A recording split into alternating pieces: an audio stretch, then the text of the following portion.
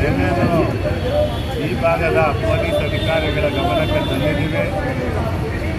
ಅವರು ನಮಗೆ ಕೊಟ್ಟಂಥ ಸಂದೇಶ, ಸನ್ಮಾನ ಶ್ರೀ ಸಮಾಜ ಕಲ್ಯಾಣ ಇಲಾಖೆ ಸಚಿವರಾದ ಶ್ರೀರಾಮುಲವರು ತುಂಬ ಬ್ಯುಸಿ ಇದ್ದಾರೆ.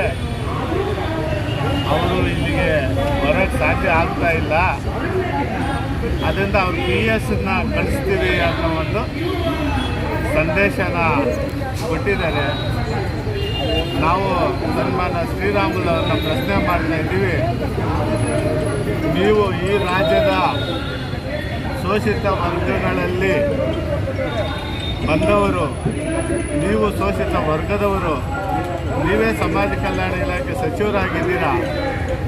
ಕನಿಷ್ಠ ದಲಿತ ಸಂಘರ್ಷ ಸಮಿತಿ ರಾಜ್ಯ ಮಟ್ಟದ ಪದಾಧಿಕಾರಿಗಳು ನಮ್ಮ ಅಕ್ಕತಾಯಿಗಳಿಗೆ ಇಲ್ಲಿ ಕೂತಿದ್ದಾರೆ, ನಮ್ಮ ಸಹೋದರರು.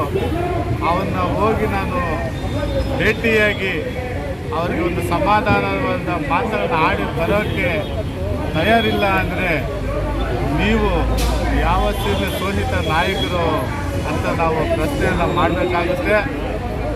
ಅದೇ ರೀತಿ ಕಳೆದ ಬಾರಿ ನಾವು ಇದೇ ಜಾಗದಲ್ಲಿ ಧರಣಿ ಸತ್ಯಾಗ್ರಹ ಮಾಡಿದಂಥ ಸಂದರ್ಭದಲ್ಲಿ ಏನು ಸಮಾಜ ಕಲ್ಯಾಣ ಇಲಾಖೆ ಆಯುಕ್ತರು ಬಂದು ನಾವು CM ಗಮನಕ್ಕೆ ತರ್ತೀವಿ, ಮಾನ್ಯ ಮುಖ್ಯಮಂತ್ರಿ ಯಡಿಯೂರಪ್ಪನವರು ನನ್ನನ್ನು ಕಳಿಸಿದ್ದಾರೆ ಪ್ರತಿನಿಧಿಯಾಗಿ, ನಿಮ್ಮ ಅಹವಾಲನ್ನು ಕೊಡಿ ಮತ್ತು ನಿಮ್ಮ ನೇತೃತ್ವದಲ್ಲಿ ನಾವು ಸಭೆಯನ್ನು ಮಾಡಿಸ್ತೀವಿ ಅಂತ ಕೂಡ ಹೇಳಿ ಮಾತು ಕೊಟ್ಟು ಹೋಗಿದ್ರು.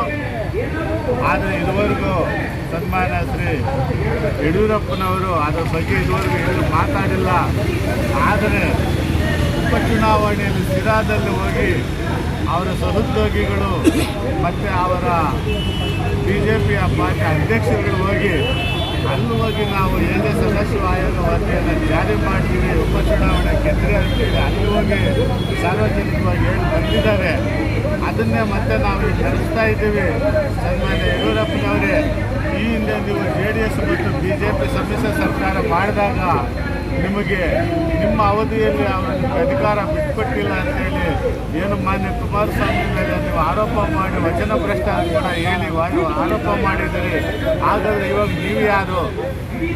ದಲಿತ ಸಮುದಾಯದ ಒಂದು ಸಾಮಾಜಿಕ ಪರಿವರ್ತನಾ ಹಕ್ಕುಗಳಾದ ಸದಾಶಿವ ಆಯೋಗ ವರದಿಯನ್ನು ನಿಮ್ಮದೇ ಸರ್ಕಾರ ಸನ್ಮಾನ್ಯ ಶ್ರೀ ಸದಾನಂದ ಗೌಡರು ಮುಖ್ಯಮಂತ್ರಿ ಆಗಿದ್ದಾಗ 2012ರಲ್ಲಿ ನೀವೇ ಪಡೆದುಕೊಂಡಿರ್ತಕ್ಕಂಥ ವರದಿಯನ್ನು ನೀವು 2ನೇ ಬಾರಿ ಮುಖ್ಯಮಂತ್ರಿ ಆಗಿದ್ದರೂ ಕೂಡ ಆ ವರದಿಯನ್ನು ನೀವೇ ಅದನ್ನು ಅಂಗೀಕರಿಸೋಕ್ಕೆ ಮಾನಸಿಕ ಸಿದ್ಧರಿಲ್ಲ ಅಂದರೆ ನಿಮ್ಮ ದಲಿತ ಪರ ಕಾಳಜಿಯನ್ನು ನಾವು ಪ್ರಶ್ನೆ ಮಾಡಬೇಕಾಗುತ್ತೆ. ಜೊತೆಗೆ ಏನು ಕಳೆದ 3 ದಿನಗಳಿಂದ ನಾವು ಬಿಟ್ಟಿದ್ರೂ ಕೂಡ ನಿಮ್ಮ ಗಮನಕ್ಕೆ ನಮ್ಮ ಅಹವಾಲು ಬಂದಿದೆಯೇ ಇಲ್ಲ ಅಂತ ನಮ್ಗೆ ಗೊತ್ತಿಲ್ಲ. ಆದರೆ ಏನು ಪೊಲೀಸ್ ಅಧಿಕಾರಿ ವರ್ಗ ನಾವು ತಿಳಿಸಿದ್ದೀವಿ ಅವ್ರಿಗೆ ಪುರುಸತ್ತಿಲ್ಲ, ಬಿಡುವಿಲ್ಲ ಅನ್ನೋ ಒಂದು ಮಾತುಗಳನ್ನು ಹೇಳ್ತಾ ಇದ್ದಾರೆ. ನಮಗೆ ಈಗ 3 ದಿವಸಗಳಿಂದ ನಾವು ಇಲ್ಲಿ ಕೂತಿರೋದು ನಮ್ಮ ತಾಳ್ಮೆಯ ಪರೀಕ್ಷೆಯಾಗಿದೆ. ಇನ್ನು ನಾವು ನಮ್ಮ ತಾಳ್ಮೆಯ ಪರೀಕ್ಷೆ ಮಾಡಬೇಡಿ. ನೀವೇನಾದರೂ ಇವತ್ತು 3 ಗಂಟೆ ಒಳಗಡೆ ನೀವಾಗಲಿ ನಿಮ್ಮ ಸಹೋದ್ಯೋಗಿ ಏನು ಶ್ರೀರಾಮುಲು ಆಗ್ಬೋದು, ಕಾನೂನು ಮಂತ್ರಿ ಆಗ್ಬೋದು, ಸಮಾಜ ಕಲ್ಯಾಣ ಮಂತ್ರಿ ಆಗ್ಬೋದು, ಅಥವಾ ಇನ್ನೊಂದು ವರ್ಗಗಳ ಮಂತ್ರಿ ಯಾರೋ ಒಬ್ಬರು ಬಂದು ನಮ್ಮ ಮನವಿಯನ್ನು ಸ್ವೀಕಾರ ಮಾಡಿ ಇವತ್ತೇ ನೀವು ಸಂಜೆ ಒಳಗಡೆ ಆ ವಿಷಯವನ್ನು ಸದನದಲ್ಲಿ ಪ್ರಸ್ತಾಪ ಮಾಡ್ತೀವಿ ಅಂತ ಭರವಸೆ ಕೊಟ್ಟಿಲ್ಲ ಅಂದರೆ 3 ಗಂಟೆಯ ನಂತರ ನಾವು ದಲಿತರು ಬೀದಿಗೆ ಬರ್ತೀವಿ ಅನ್ನೋ ಒಂದು ಸಂದೇಶನೂ ಕೂಡ ನಾವು ಪೊಲೀಸರಿಗೆ ಈಗಾಗಲೇ ತಿಳಿಸಾಗಿದೆ. 3 ಗಂಟೆವರೆಗೂ ನಾವಿಲ್ಲಿ ಸಮಾಧಾನವಾಗಿ ಕಾಯ್ತೀವಿ. 3 ಗಂಟೆ ನಂತರ ನಮ್ಮ ಮುಂದಿನ ಹೋರಾಟದ ಬಗ್ಗೆ ನಾವು ನಿರ್ಧಾರ ಕೈಗೊಳ್ತೀವಿ ಅಂತೇಳಿ ನಾವು ಮಾನ್ಯ ಯಡಿಯೂರಪ್ಪನವರಿಗೆ ಎಚ್ಚರಿಕೆಯನ್ನು ಕೊಡ್ತಾ ಇದ್ದೀವಿ. ಸರ್, ನಿಮ್ಮ ಹೆಸರು? ಸೂಲಿಕುಟ್ಟೆ ರಮೇಶ್, ರಾಜ್ಯ ಸಂಘಟನಾ ಸಂಚಾಲಕರು, ಕೋಲಾರ. ಈಗ ನಡೆಯುತ್ತಿರುವ ವಿಧಾನಸಭೆ ಅಧಿವೇಶನದಲ್ಲಿ ಸದಾಶಿವ ಆಯೋಗದ ವರದಿಯನ್ನು ಜಾರಿ ಮಾಡಲು ನಿರಂತರವಾಗಿ ಸುಮಾರು 15 ವರ್ಷಗಳ ಕಾಲ ಹೋರಾಟ ಮಾಡ್ತಾ ಬಂದಿದ್ದೇವೆ. ಇದೇ 4ನೇ ತಾರೀಕು ಎಲ್ಲ ಜಿಲ್ಲಾ ಕೇಂದ್ರಗಳಲ್ಲಿ ಸಂಬಂಧಪಟ್ಟ ಸಚಿವರಿಗೆ ಮತ್ತು ಶಾಸಕರಿಗೆ ನಮ್ಮ ಸಂಘದ ಪದಾಧಿಕಾರಿಗಳು ಈಗಾಗಲೇ ಮನವಿಯನ್ನು ಸಲ್ಲಿಸಿದ್ದೀವಿ. ವಿಧಾನಸಭೆಯಲ್ಲಿ ಈ ವಿಚಾರವಾಗಿ ಸಚಿವರು ವರದಿಯನ್ನು ಅಂಗೀಕಾರ ಮಾಡೋದಕ್ಕೆ ಅಲ್ಲಿ ಮಾತಾಡತಕ್ಕಂಥ ಅವರಿಗೆ ಮನವಿಯನ್ನು ಮಾಡಿದ್ದೀವಿ. ನಾವು ನಿರಂತರವಾಗಿ 3 ದಿನಗಳ ಕಾಲ ದಂಡಿ ಸತ್ಯಾಗ್ರಹವನ್ನು ಮಾಡ್ತಾ ಇದ್ದು ಈಗ ಅಂತಿಮ ಘಟ್ಟಕ್ಕೆ ಬಂದಿದೆ.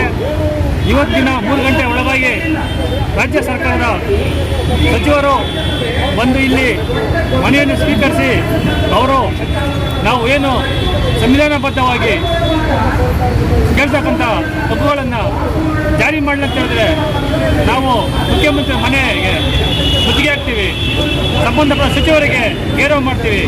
ಆದ್ದರಿಂದ ನಾವುಗಳು ಎಲ್ಲನೂ ಮನಗಂಡು ಆದಷ್ಟು ಬೇಗ ಬಂದು ನಮ್ಮ ಮನೆಯನ್ನು ಸ್ವೀಕರಿಸಿ ಏನು ಅಧಿವೇಶನ ನಡೀತಾ ಇದೆ ಆ ಒಂದು ಅಧಿವೇಶನದಲ್ಲಿ ಸದಸ್ಯ ಆಯೋಗವನ್ನು ಜಾರಿಗೊಳಿಸಲು ಎಲ್ಲರೂ ಧ್ವನಿ ಎತ್ತಬೇಕು, ಆದೇಶ ಮಾಡಬೇಕಂತ ಕೇಳ್ತಾ 2 ಮಾತುಗಳನ್ನು ನಾನು ನಮ್ಮ ಸಂಘದ ಪರವಾಗಿ ಹೇಳ್ತಾ ಇದ್ದೀನಿ. ನನ್ನ ಹೆಸರು ಬೇಗೂರು ಮುನಿರಾಜು.